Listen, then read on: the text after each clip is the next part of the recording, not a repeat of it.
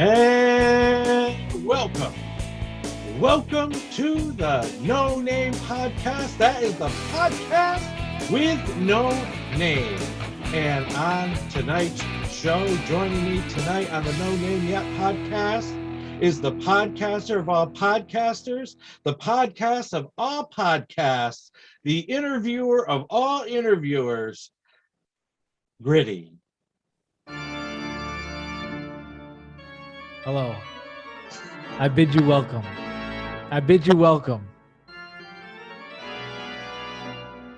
Well, hello, Griddy.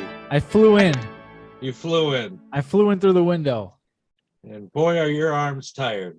Yes, that's Yeah. right. Been traveled a long way up to the 16th floor. That's You know what it's like flying up to the 16th floor It's pretty high. as a bat? I always try to empathize with the life of a 16er, but I don't have the experience. Speaking of empathizing with my life, can you want me to get into the story now? Oh, you want to jump right into it? Or do you have something you want to talk about? No, I don't have enough. I have one thing tonight. Oh, just a story? Yes. All right. Do you want to tease that before we get into it? So this evening, I'm going to be reading a classic story in celebration, in honor of Halloween. And we'll reveal the name of that story in just a little bit. That's right. Yeah. Speaking of revealing, this wasn't even supposed to be revealed today because I get all dressed up and then Pastor goes, "Yeah, we're not going to be doing video tonight." I turned my camera on. I was like, "Hello? What do you mean we're not doing video tonight?" And what did I say immediately after I saw the costume? Oh, we're doing video tonight. We're doing video tonight. That's what you said. Yes. That's right. That's Gotta change your heart. That's a great costume. I wore this on the Halloween special of my podcast, the Griddy Knows Best Halloween special. You can find it on the Griddy Knows Best YouTube channel. Just dropped it today.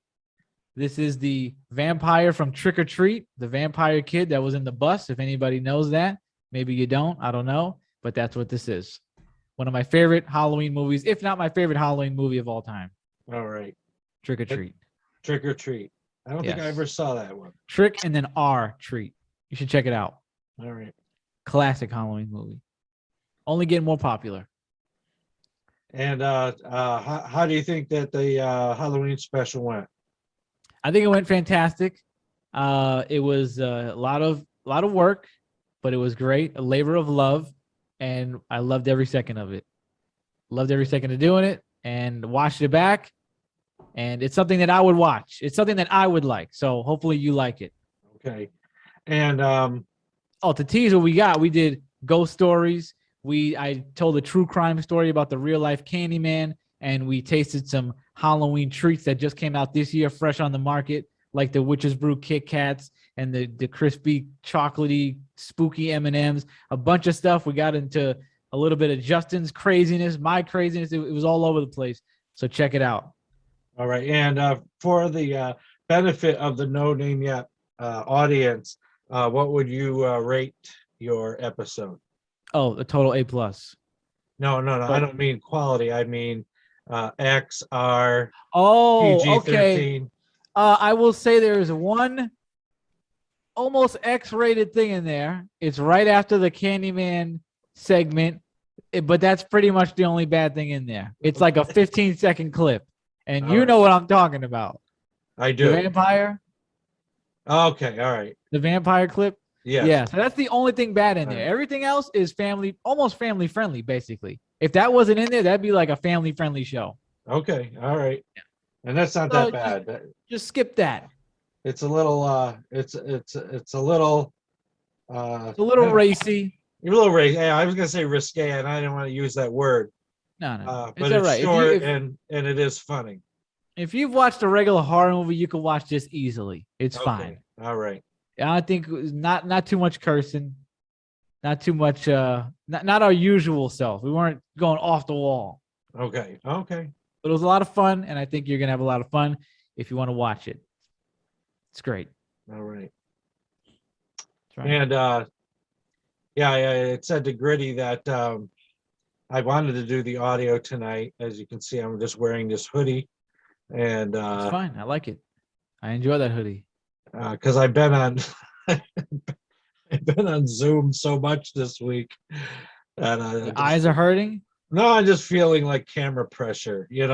After No, a no, no. while, you just start feeling watched. This is the life of a podcaster. You have signed up for this. You're done. Yeah, You're in, and you're being watched all the time. Big Brother's always watching. So what's the difference? true. That's true. So ain't no reason to be camera shy now. Right. And so when we're talking about Halloween, Right. Let's talk like, about it. like I when I think about Halloween, I mean, my memory immediately goes back to like elementary school, Right. and like the darkness and the dampness of Halloween, Love it. the leaves on the street, the Love smell it. of the leaves, going out trick or treating, and just being so excited about it. Yeah. Finding some way somehow to just let some spookiness, scare you in just that right way that you enjoy it. I Uh, know. I yeah, know that. and then the fire department in the village of Scotia travels with its trailer with the uh, cider donuts and the apple Oh, cider. that's They cool. That's where you live? Yeah, they still do it. That's wonderful. Yeah, I just got the email the other day. Wow, when are they doing that on Halloween? Yes, yeah. Oh, They that's cool. they They're just set gonna be up. selling cider donuts? No, they give them away. Really? Yeah, Oh, happy Halloween. Are yeah, there a lot of kids in your neighborhood trick-or-treating? yes. Because it was died like in my old neighborhood in the Bronx, it was dead. It was not. They start a lot earlier now and they Uh-huh. end a lot earlier, and there's not as many kids out. That's just to like when I was a kid, the block was covered. I mean, you saw all your friends. You saw this kid from school. Hey, that kid's in the 5th grade. I said, hey, what's going on? He's Freddie this year. I don't see that much going on these days, Right. at least from in my old neighborhood. I No, feel it's like the trick or changed a treating has lot. declined, Yeah, it's changed a lot. and now they do the trunk or treat, which what kind of fun is that? I understand, but you want a fact? Here's a fact from the Halloween special. Okay. So they do the trunk or treat a lot because they think that people are poisoning candy and putting razor blades and other nefarious things in candy. When I was doing the research for the Candyman episode of the Candyman story, which was about poison candy, they were saying that basically that never happens. When it does happen, it's basically where it's somebody the kid already knows. So like an uncle or a family friend will give that specific kid a poison candy. That it's very rare, if ever, for a random kid to just get a random piece of tampered with candy. Well, That's just what I've seen. It might not be 100% true, but that's what I've seen so far.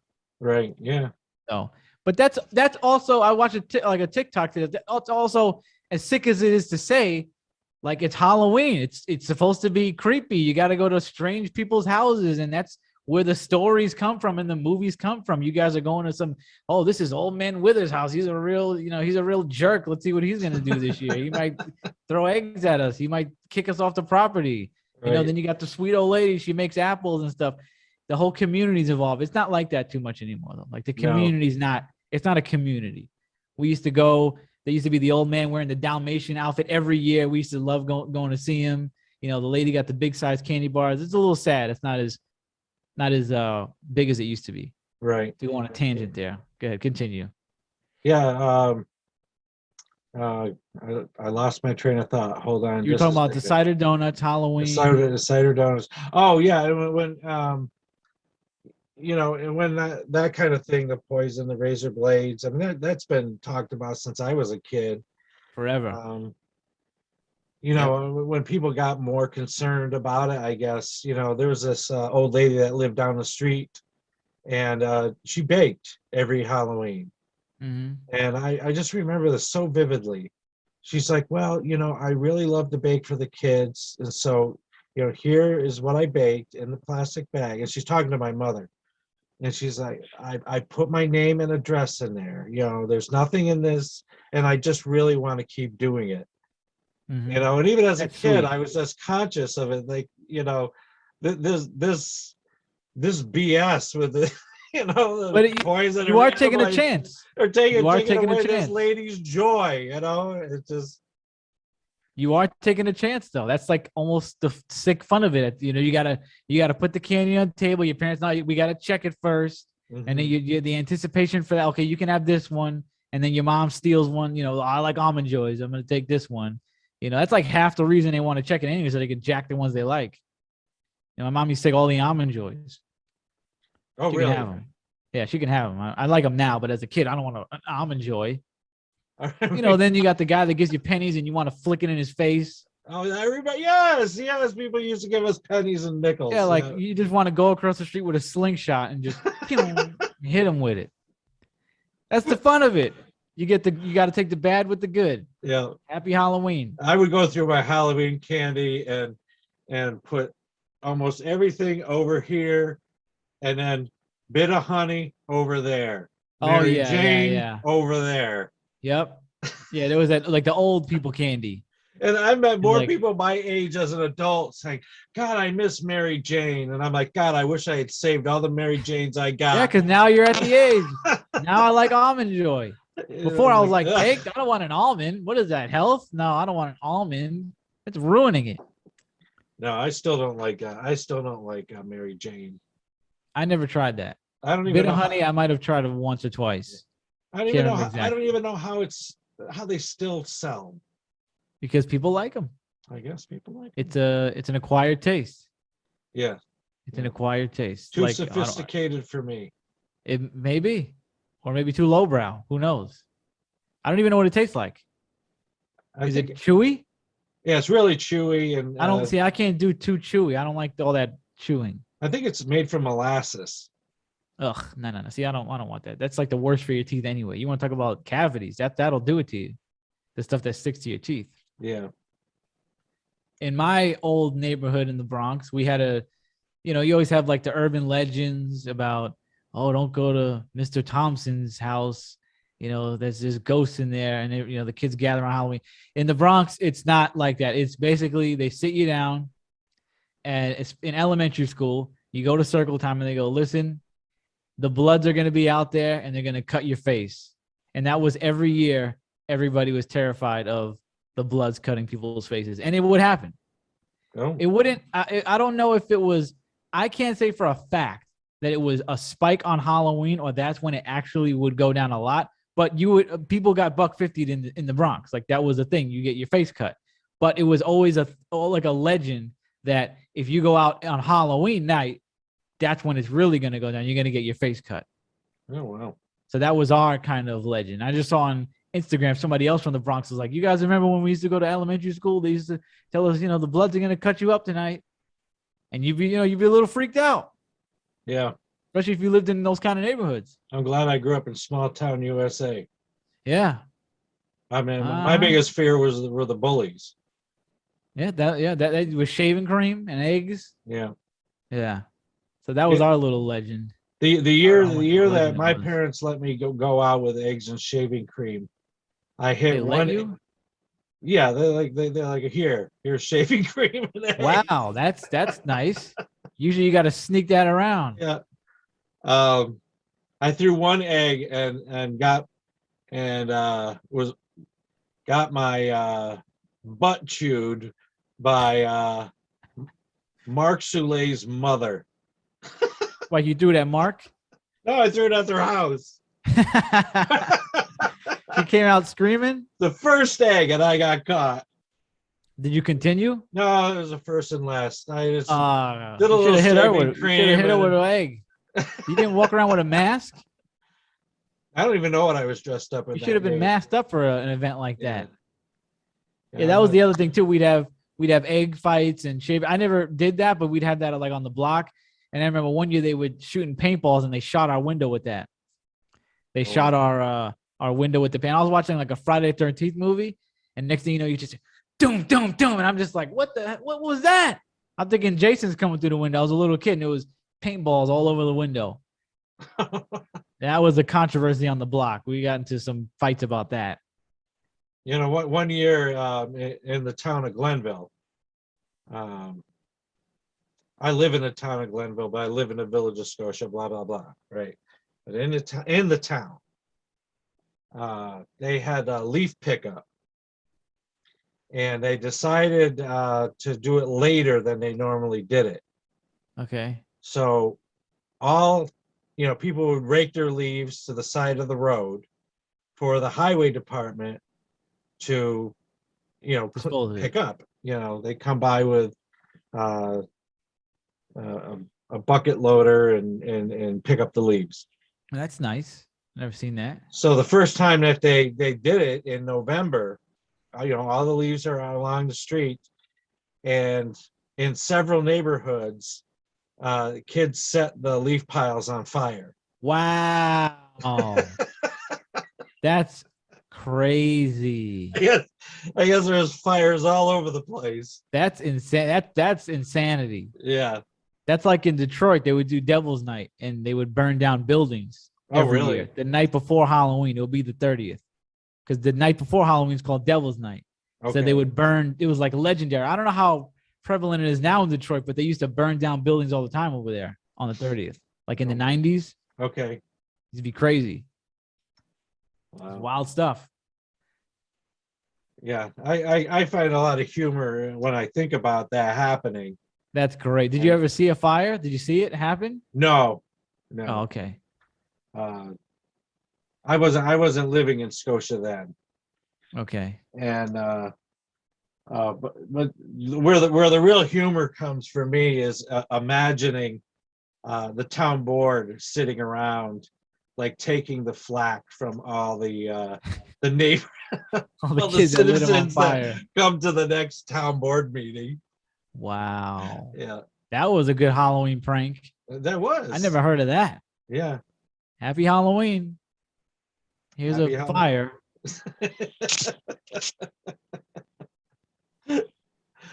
I never seen anything like, coming from the Bronx. I never seen anything bad on Halloween. You would think. I mean, I probably have just evaded situations, but I remember one year, somebody we were going to the Manhattan Parade, which I don't recommend at all. I hate it, but I was going for the first time, and I never got to go because somebody killed themselves on the track right before my stop. Oh, So I really? never got to go. They shut the trains down. So that was a little happy Halloween. Yeah. I don't know. There's always something in the air that night on Halloween. I don't know if you ever feel it, but since I was a kid, I always felt like just something was, I don't know if the word is off, but something's going on that night. It's like an electricity. You know what I mean? Mm-hmm. Like just people are out of whack, like more than normal. Well, isn't the origins of Halloween? It came from not Ireland. It was like Wales or something like that. But I don't remember exactly how it goes. But it's like they would have the tradition because the days were turning into the nights were longer, and it's about to be basically death season because the crops are gonna die. So it's like basically celebrating death and stuff. And that's how it was. And I think it was Wales. They would just celebrate, like, I guess, going around bonfires and telling stories, and it was a lot of it was about death because since it would get dark out, you were more susceptible to getting eaten by animals, more susceptible to danger. Again, the crops would die. So it was a lot about death. And I think as time went on and we got into society, they started kind of doing like, the trick-or-treating was not candy. It was actually all homemade goods. Everybody did homemade goods.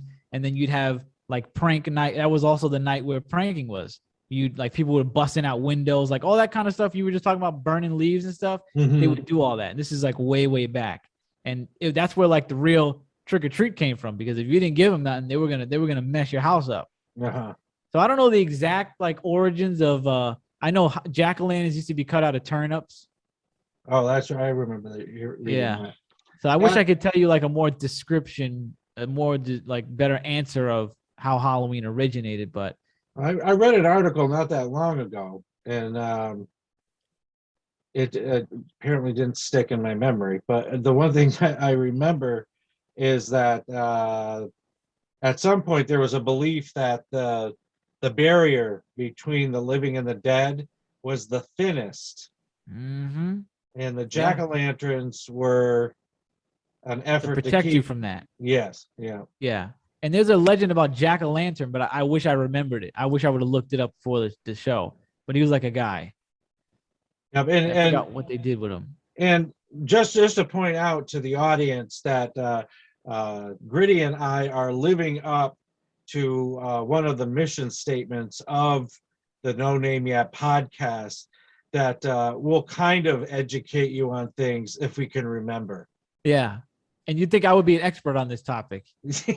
I usually watch the documentary every year, and I haven't watched it this year, of how Halloween originated and stuff. Yeah. But I think some of it was, I don't even want to say it because it might be wrong. But I know the jack-o'-lantern was a way to scare off the spirits, and I think costumes were a way to do that too. Yeah, there's something about the costume too. So spirits of your family would not recognize you. That's what it was. With the costume on? Yeah, if one of the Okay. spirits of one of your family members recognize you, I think they could take you back with them. Yeah. So you'd wear a costume so they wouldn't recognize you. Okay. I hope that's true, because if we're telling false information, look up an article real quick. See what you can find. I don't feel like it. See something quick. Oh God. Something quick. See where costumes originated. Oh, that's right. As like Sam Hain Eve, what we know as Halloween spirits, were thought to walk the earth as they traveled to the afterlife. Fairies, demons, and other creatures were also said to be aboard. Celtic costumes. In addition to sacrificing animals to the gods and gathering around bonfires, Celts often wore costumes, probably animal skins, to confuse spirits, perhaps to avoid being possessed. There you go. You were right. American Folklife Center. By Oh. wearing masks or blackening their faces, Celts are also thought to have impersonated dead ancestors.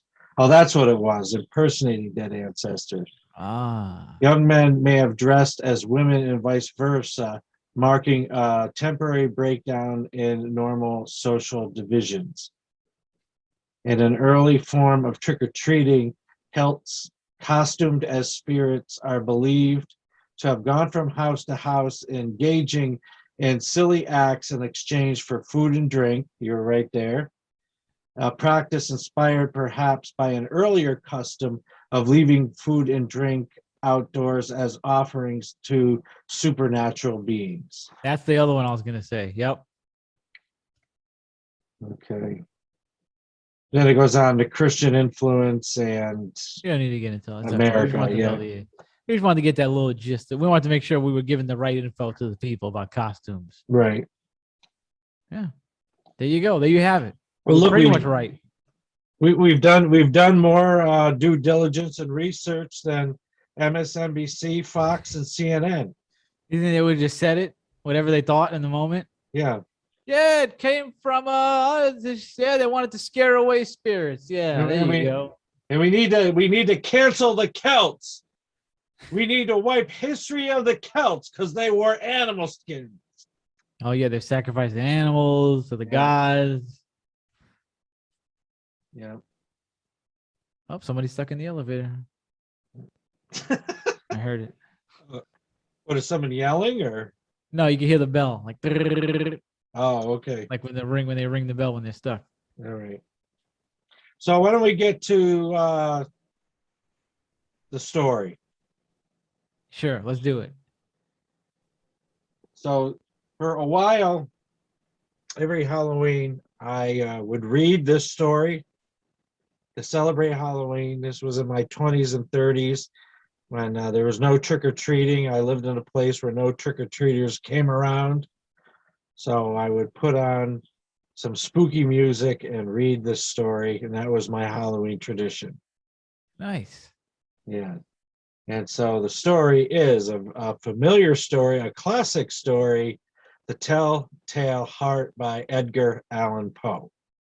Nice. So, are we ready? We're ready. All right.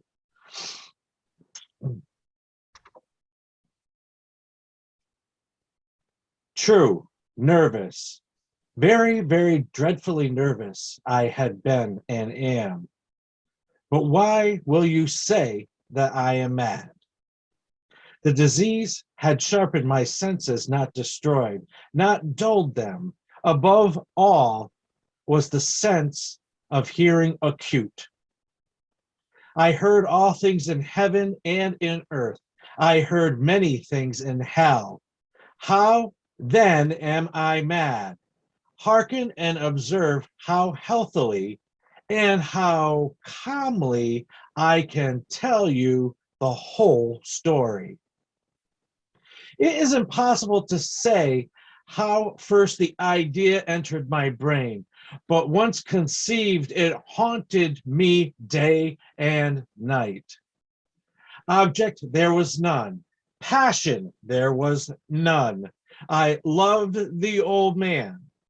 He had never wronged me. He had never given me insult. For his gold I had no desire. I think it was his eye. Yes, it was this. He had the eye of a vulture, a pale blue eye with a film over it.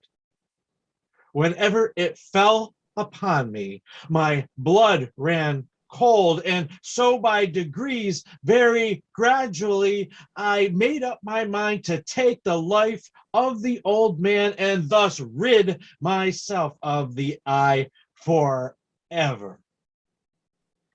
Now, this is the point. You fancy me mad. Madmen know nothing, but you should have seen me. You should have seen how wisely I proceeded, with what caution, with what foresight, with what dissimulation I went to work. I was never kinder to the old man than during the whole week before I killed him. And every night, about midnight, I turned the latch of his door and opened it. Oh, so gently. And then, when I had made an opening sufficient for my head, I put in a dark lantern, all closed, so that no light shone out. And then I thrust in my head. Oh, you would have laughed to see how cunningly I thrust it in. I moved it slowly, very, very slowly, so that I might not disturb the old man's sleep.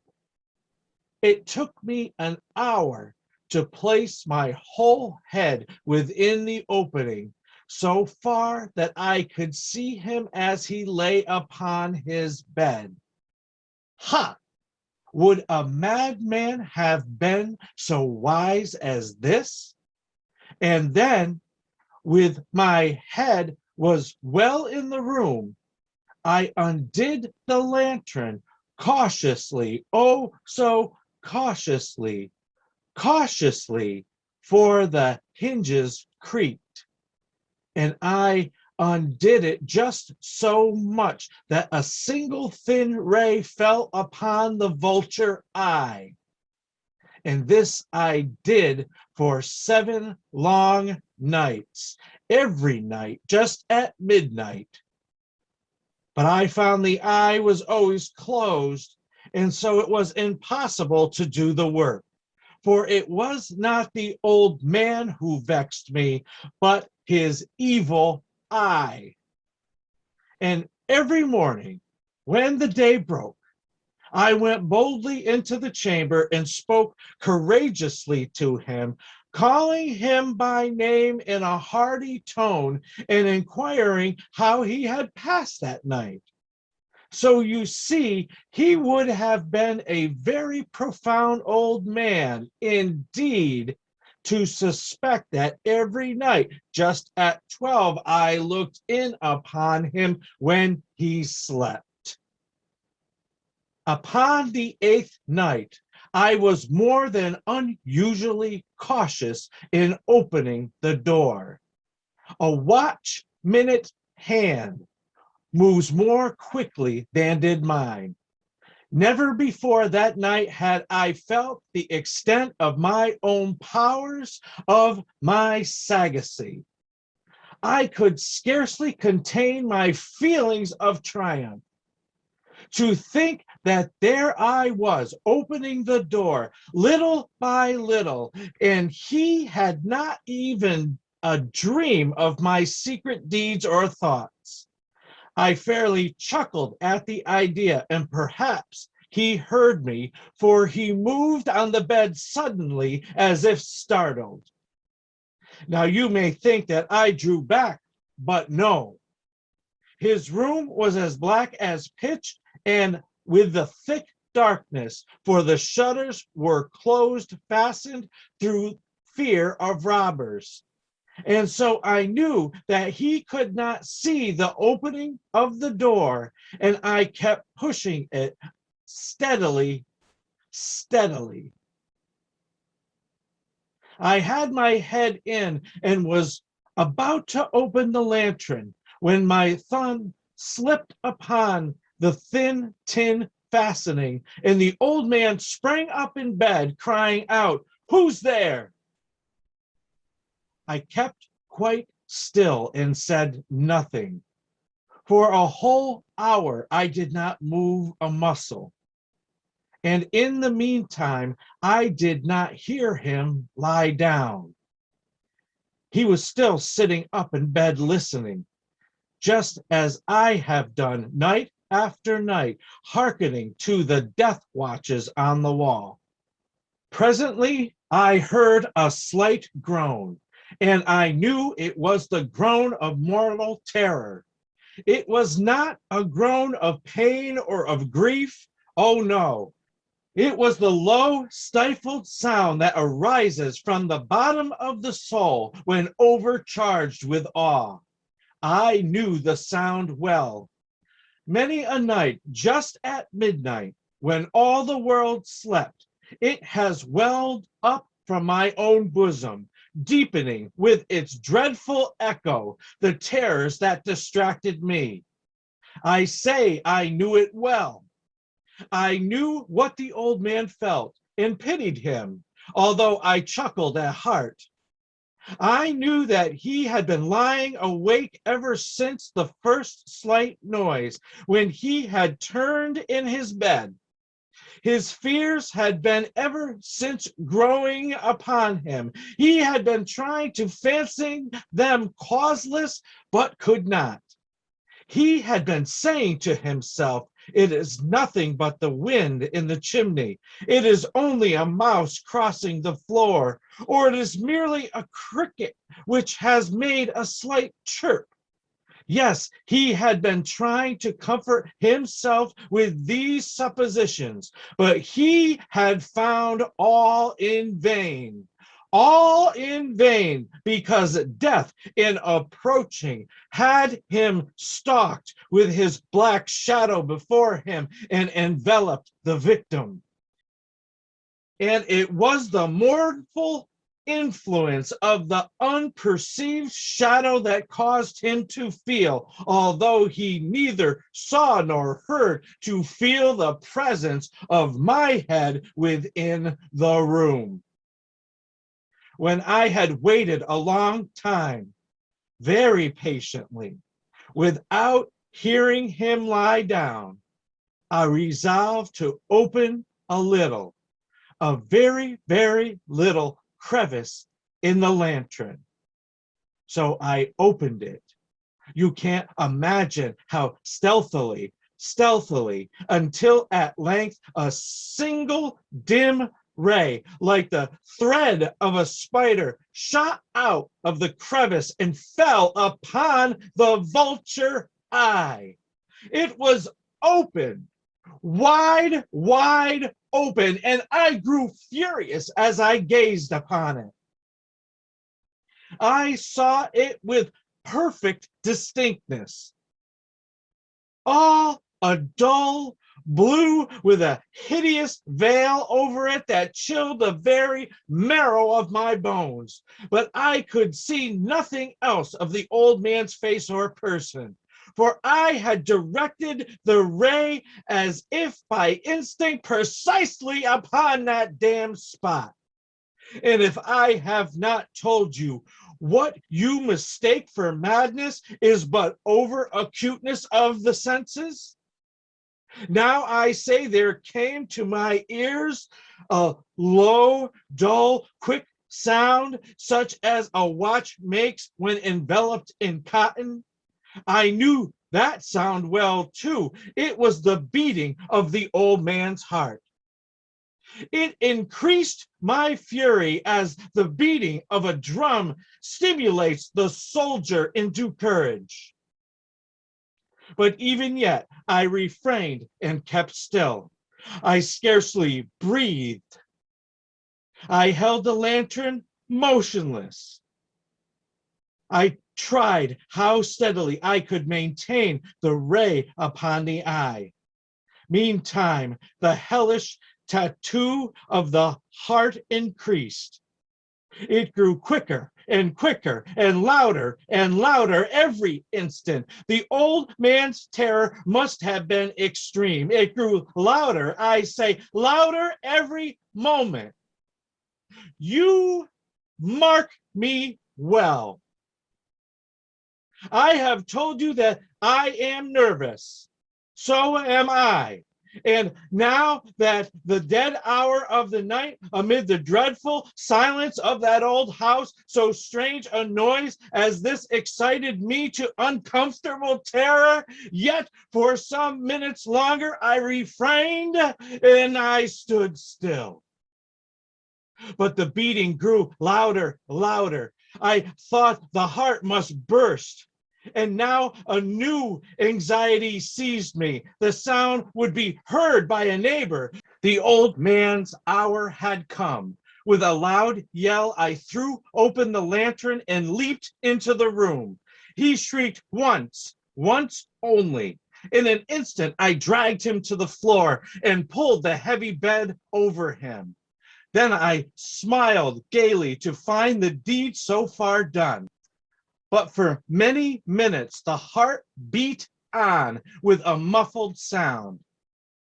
This, however, did not vex me. It would not be heard through the wall. At length, it ceased. The old man was dead. I removed the bed and examined the corpse. Yes, he was stone dead. I placed my hand upon the heart and held it there many minutes. There was no pulsation. He was stone dead. His eye would trouble me no more. And if you still think me mad, you will think so no longer when I describe the wise precautions I took for the concealment of the body.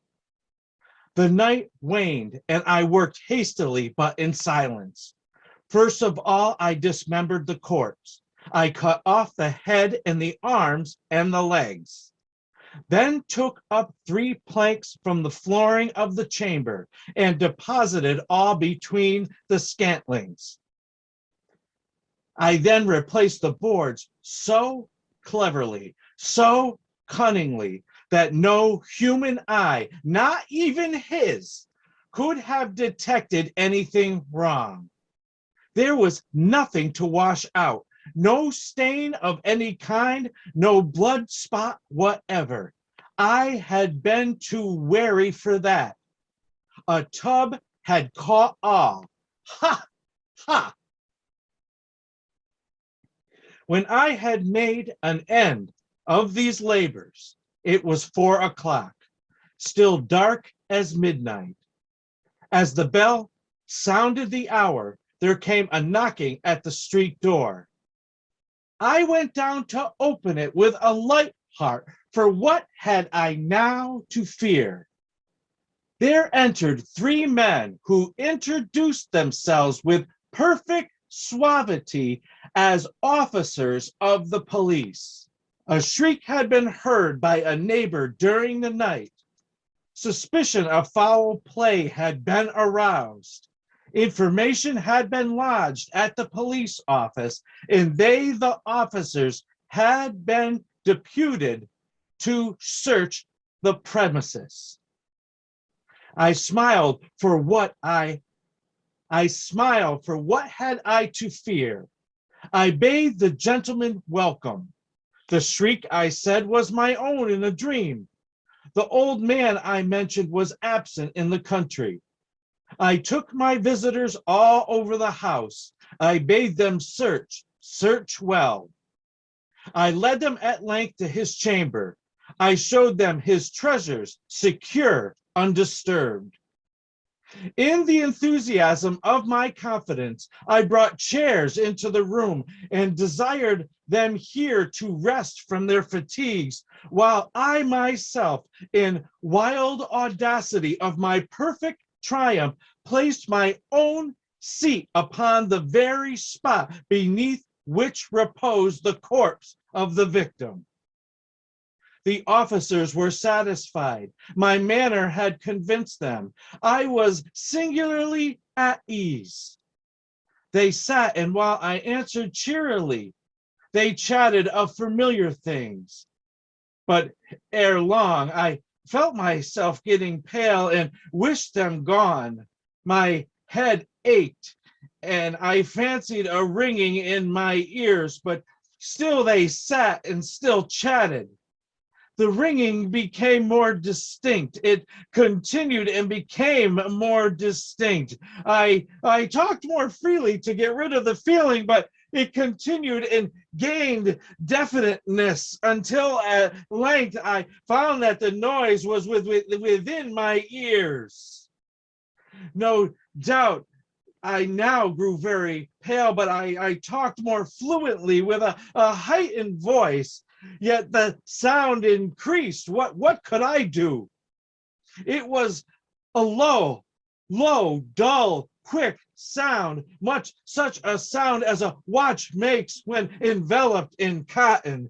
I gasped for breath, and yet the officers heard it not. I talked more quickly, more vehemently, but the noise steadily increased. I arose and argued about trifles in a high and with a violent gesticulations, but the noise steadily increased.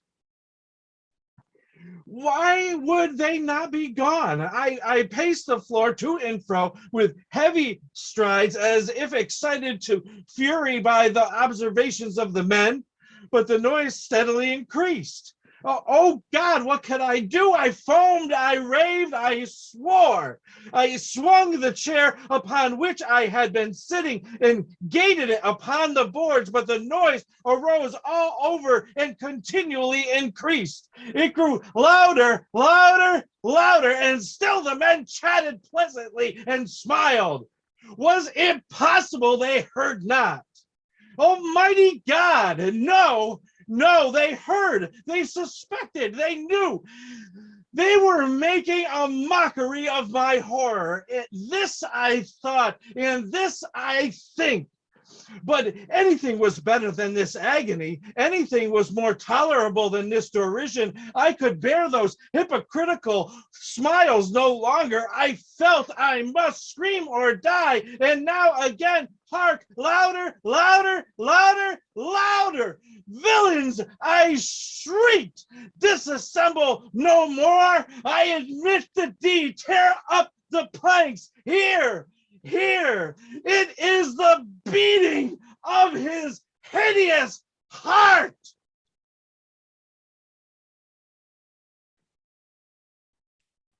All right, we're back. That was great. I do not remember that story being that long. From what I remembered, I didn't remember any of the killing part. I remembered him going crazy. And this is a funny way of showing how memory works sometimes, because I read it one time in high school, and in my mind, before you read it, I was like, oh, it's the guy. He kills the guy, and then he can't sleep because he hears the heart beating. So he gets up, and then he like tears the floorboards up, and then blah, blah, blah. He's ready with guilt. I don't remember any of that beginning. I don't remember any of the people showing up. It's a great story. Yeah, It's a great story.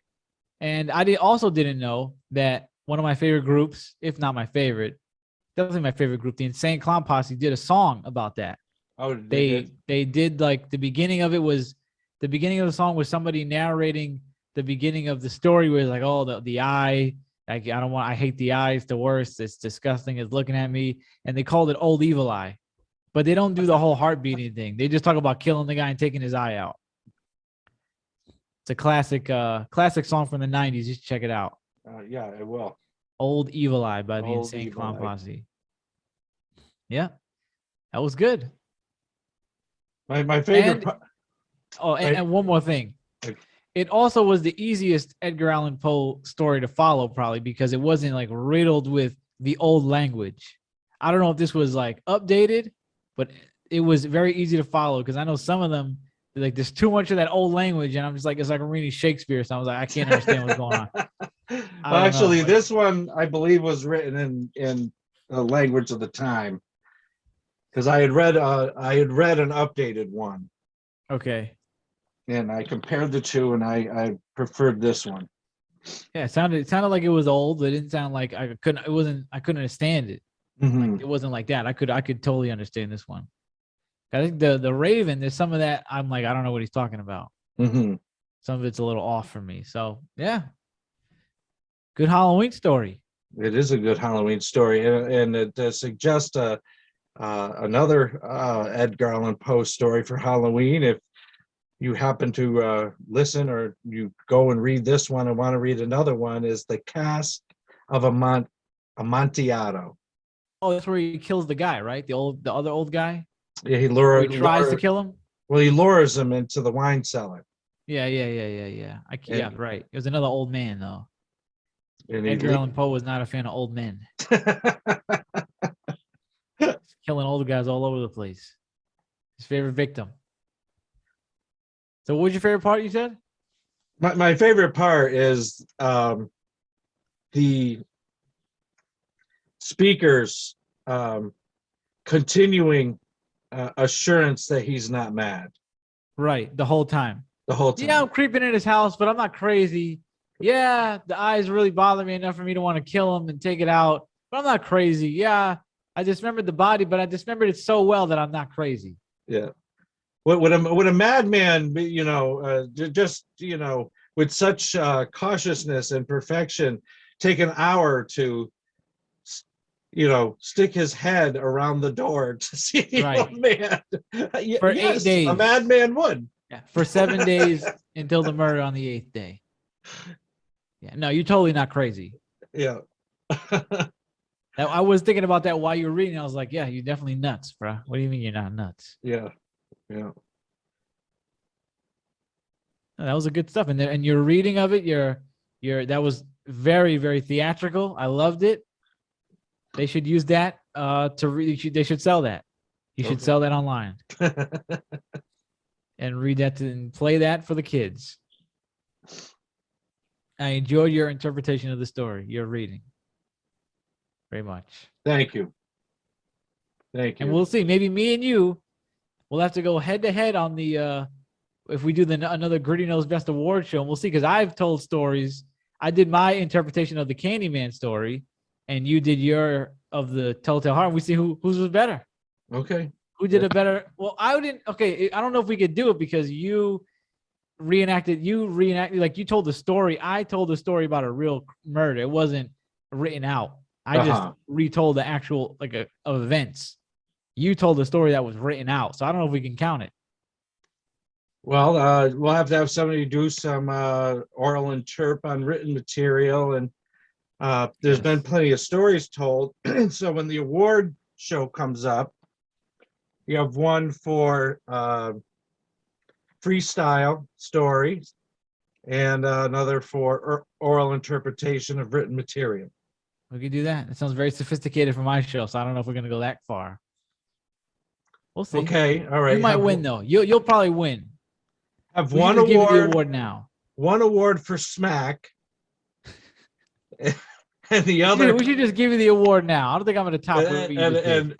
And I'm actually gonna have to bleep myself out on my own show The other award will be given for red.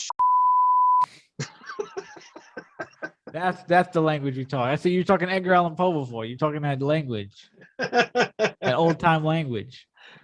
I apologize to the audience. Well, you bleeped it. You bleeped it. It was good stuff. It was good stuff. And you know what I don't remember, but I do remember now. Like going into it, I for some reason I fail to remember the excitement that I feel after reading this story. You feel it right now? Yeah. Good. Because it's such a good story. Yeah. You know, It it's like, now I want to read the Cask of Amontillado. Now I want to read the Mask of the Red Death. Go on a binge. Yeah. It's like a Netflix binge, but for reading. Very rarely people do that. That's like old time stuff. Yeah. One of my favorite stories for Halloween, one that I like to, you can read it. It is a book, but it also is a TV movie that you can find on Netflix. I think it's still on Netflix. It is the Goosebumps Haunted Mask. The Goosebumps series. You ever heard of that? No. Goosebumps is a book. Oh, Goosebumps. Very popular. Yeah. Oh, yeah, I've heard of Goosebumps. It's like the second biggest children's book besides Harry Potter. Because with the mask, you said Goosebumps. Goosebumps. That's my vampire voice. Oh. Goosebumps. Now, Goosebumps is like the second or third highest selling children's book of all time. And they did because it's different stories each one. You got Monster Blood, this one, the werewolf cabin, whatever the hell. And they have the Haunted Mask. They have the TV movie. You can watch it or you can read the book. And it's about a girl, Carly Beth, who is a fraidy cat. Everybody always pranks her.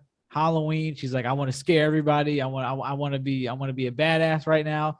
So she goes to this shop on Halloween, and the guy's like, oh, I can't sell you these masks. I can't sell you these. I can't. You could buy this one. You could buy this one, but you can't buy any of these. So she's like, oh, well, obviously I'm gonna buy them now. So she throws money in his face, takes the mask, runs out. He's like, oh, you don't know what's gonna happen to you. Like, okay. Anyway, he's freaking out. She puts the mask on, and every time she puts the mask on, it becomes a little more harder to take it off until eventually she can't take it off ever again. And then you'll have to listen to the story to hear what happens. I don't want to ruin it, but it's one of the best Halloween movies, like TV movies and books to read. What's the name of it again? The Haunted Mask. The Haunted Mask. And they have the Haunted Mask 2, which usually sequels aren't good, but it's really good. The Haunted Mask 2 is also good. That legitimately scared me as a kid because the mask is gruesome. And then once it gets stuck to their face, it gets realer. Like you start seeing like sweat and like, liquids and all kinds. It looks like their skin after a while instead of just a latex mask. Oh, wow. Very good. I mean, out of all the adoptions to TV, Goosebumps is not known for the TV adoptions. It's usually the books that are good. Those were phenomenal. They must have been, that there was some extra stuff in that water, or there was some, extra cast members that weren't around for the rest of them because they knocked it out the park. They must have had a bigger budget or better. I don't know. They did great. So check those out. Haunted Mask 2, if you want to get into the Halloween spirit. All right. So we'll wrap it up tonight. That's it. How can we top that? What can we say? We've said it all. We've set it up. And I did have a story that I teased in the beginning. I don't want to tell it now because I feel like it won't fit in this episode. So just in case anybody was wondering what story I was going to tell, I'm not going to tell it in this episode. Oh, you're not going to tell in this episode. I don't think so. I think we should leave it here. All right. I don't think it goes with the theme. Okay. Let's keep it Halloweeny. And speaking of that, yeah. Why can't ghosts have babies? You told me this the other day, and how do I not remember it? They have Halloweenies. Oh, you did tell me that the other day. Now I remember it. I'm trying to think of a good Halloween joke right now. Hold on. I feel like I know. I used to know a bunch of those little Halloween jokes. I can't think of any right now. I don't want to sit here and look like a moron trying to think of a Halloween joke. They're all gonna come to me as soon as the episode's over. I'm gonna go, oh yeah, what about that one? Yeah, what about that one? So I'm gonna disappoint you right now. I don't have any on the All spot. right. But we end the episode the same way every time, with a prayer. And I need an extra one today. I can't say on air, but I need an extra one today. All right. Okay. All right. Let us pray. So, Father God, I thank you once again for this time on the podcast. I thank you for Griddy, and that, Lord, I ask that you watch over him. That, Lord, as he considers things that he's done and looks back on the past, that allow him to look with a clear mind, with a discerning mind, with a mind that is looking to improve his spirit, to improve his walk, and to improve his mind with wisdom. And that, Lord, that no experience that we have goes to waste. We can learn something from everything. And that, Lord, I ask that you put a hedge of protection around him, that you keep him safe, that you keep him healthy. And that, Lord, I thank you for him. Now, Lord, we ask a blessing on all the people who are watching or who are listening today. That, Lord, may they have a fun time if they do celebrate Halloween. And let this spooky fun massage our spirits. I mean, in this time that we're living in, that there are so many stressors, so many things that are bothering people, so many things to cope with and to deal with, that, Lord, just allow us a little fun, a time to breathe, a time to relax our shoulders and keep our chin up. That, Lord, I ask a blessing on all of us, and that may we acknowledge you in everything that we do. In Jesus' name, amen. Amen. Hold this right here. Don't turn it off. Okay. I might have a surprise for you. Okay, I have a joke that that was told to me around Halloween. It could be a Halloween joke. Hold on. It could be a Halloween joke, okay? Knock, knock. Who's there? Jack. Jack who? You late. Get it?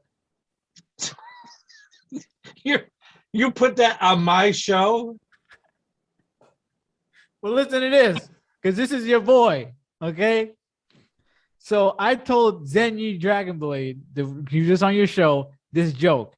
What does this guy do with that joke? He goes and tells it to our geography teacher. Now, tell Pastor how you got out of that joke. I mean, I heard him say that and I was like, is he serious? So what did you do to get out of it? This was genius, okay?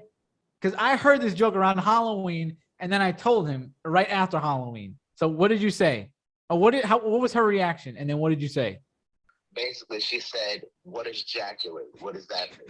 And my response was, before you start flipping out, isn't not today, November 1st? Yes, why? Isn't Jack, as in Jack-o'-lantern, late for his own holiday? Why, yes, he would be. So would not Jack-o'-lantern be late?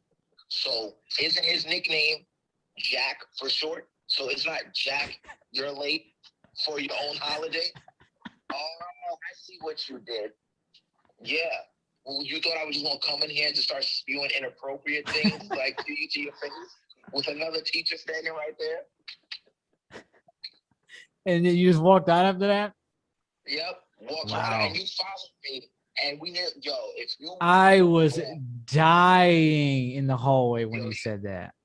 Because how he came up with that excuse on the spot, I would have never. I don't think I would have done that. I do not think I would have done that. I don't know. She bought it. She bought it. I think she half bought it because she was a little pissed when you walked out. Okay. I think she bought. I don't know if she bought it as much as she said that was such a good excuse that I gotta let this slide. No, actually, she asked another teacher what that joke meant afterwards because Miss Trish came in and told us afterwards. What did she say? She goes, Miss Holmesy came to me to ask me about that joke you told her, right? I said, really? She goes, yeah. She was wondering what that joke meant. And she goes, I got to say, your response was hilarious. I mean, you can't write. That was beautiful. Yeah. Halloween was yesterday. Today's November 1st. Jack-o'-lantern is late. It just all worked out because I heard it on Halloween. Then I came into school and took it. Somebody said that one of our friends said it in the car when we were going to one of the haunted houses, and I just burst out laughing. So then I told him, and that's when he went on. And I saw him go up to our geography teacher. And I was like, is he seriously going to tell her that? And she's like, ejaculate. What does that mean? What are you talking about? And I just left. I was like, oh. And then I heard this man's story, and I'm just like, is he serious? Look at this guy thinking on the fly. Had to, do what I had to do. That was excellent improv. Anything you want to say to Pastor before we go?